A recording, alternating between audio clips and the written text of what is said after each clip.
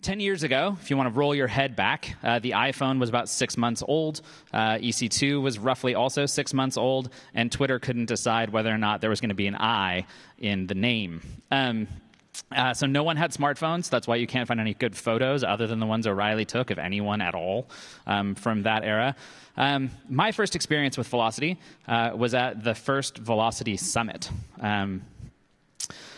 In case you don't know, O'Reilly runs these summits sometimes before they run the actual conference. And they pull people in that they think might speak or who they think have an interesting perspective on the industry. And they get them together and they have them talk about what they think they want the conference to be about. And so for many people, this was the first time that they had all gotten in a room together. Velocity's original charter of web performance and operations. This was really the first time, especially for the operations people, that we were all in the same spot, that you could see people from Amazon and from Google and from Yahoo and from Microsoft and from all of these huge organizations who were really building the big web in the same room at the same time, talking about the challenges they had. And for me, I was a systems administrator who had quit my job. I'd worked with the same people for the last decade. And I had started a consulting company with my best friend, and we were really good at doing infrastructure automation. And I met Jesse Robbins, and Jesse invited me to come to this summit. And so I had this incredible day listening to these people talk about all this incredible technology they were building and all these challenges they had to run the biggest web companies in the world. And then I was at a bar afterwards at the happy hour, and I was obviously looking haggard. Has anybody ever felt some imposter syndrome? I feel some right now, standing in front of you. It's a little weird. Only that guy. So there's one guy in the crowd, and me. So thanks, man. You got my back. The rest of you, though, I don't know what you guys are doing.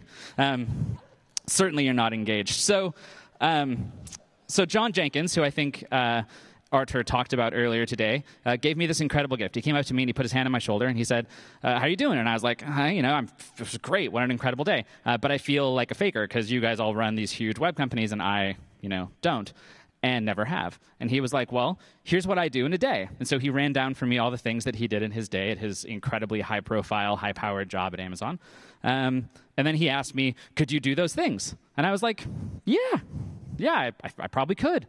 And he was like, great. See, you totally belong, but you still can't have my job. And one of the things that group of people getting together and talking to each other for the first time spurned a bunch of technological changes, some that are obvious. You can see them in configuration management. You can see it in content delivery. You can see it in a bunch of different places. But that technology also spurned a bunch of different companies. Chef was born here at Velocity in a very real way.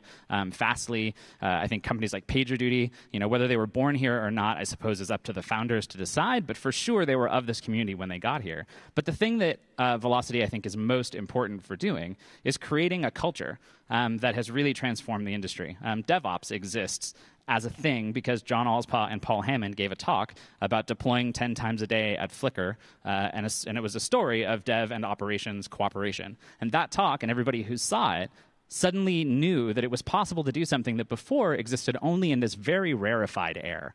It was only really Amazon who could think about deploying that fast, or Google or Facebook or whoever, not normal mortal humans. But Flickr was written in PHP. So if they could do it, we probably could too, right? Continuous deployment, Steve Souders' 14 rules for web performance. All sorts of things came out of that culture. And if I tried to distill that culture, which I did, I think it's really 4 things. So one is it's an open culture. It's a culture built around open source. It's around open communication. It's around innovation. It's about software, hardware, the companies that we created, the changes we drove in the industry, not only for one organization, but trying to help each other across the entire industry, across every company, across every organization we're a part of. It's a humane culture. This is the first place that I remember as a systems administrator ever talking to other people about how hard it was to be on call and how difficult and grinding that life really was, and how bad it really was to be in IT at all. And those conversations about burnout, about human factors, about system safety really changed the game for all of us in an incredibly great way. And then finally, I think we're a driven community. I think we're a community of people who are fundamentally a little bit restless about technology, about our position, about where the industry is and where it's going.